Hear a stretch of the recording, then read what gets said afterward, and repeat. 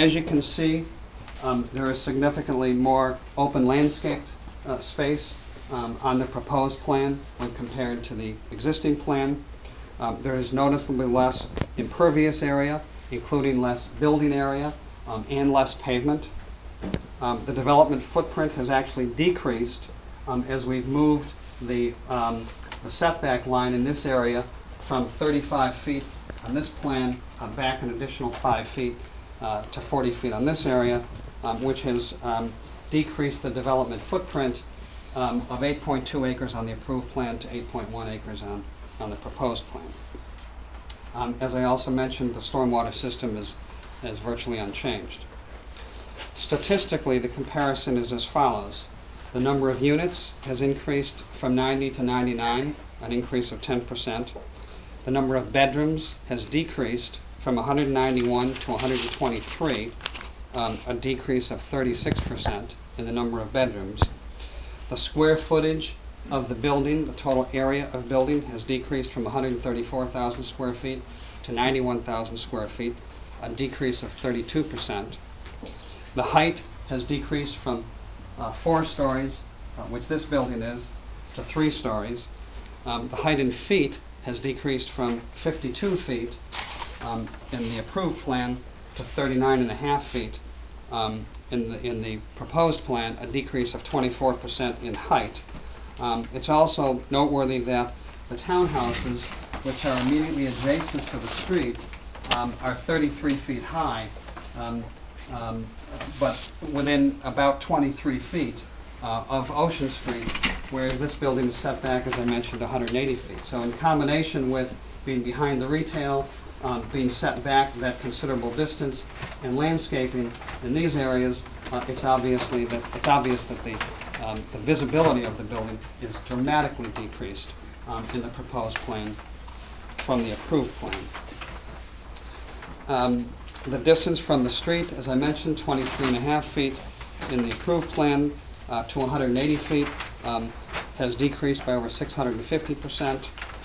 Parking spaces has decreased from 200 spaces in the approved plan to 150 spaces, a decrease of 25%.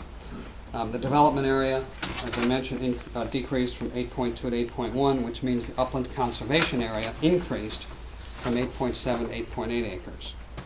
The building coverage in the approved plan, 76,000 square feet compared to around 46,000 square feet, a decrease of 40%. Pavement area decreased from 93,000 square feet to 70,000 square feet, a decrease of 25%. And total impervious area, which is a very important measure, has decreased from about 170,000 feet to about 115,000 feet for a decrease of 32%.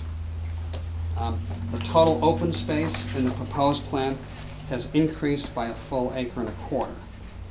The units that count towards the town's 10% affordable housing goal has increased from 23 to 97 for an increase of 320%.